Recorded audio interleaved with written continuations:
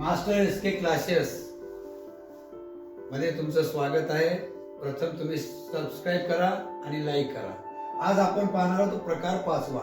दिलेल्या सम संख्येपुढील लिहिलेली विषम संख्या शोधणे. 154 च्या पुढील 32वी विषम संख्या कोणती आपल्याला काढायची आहे.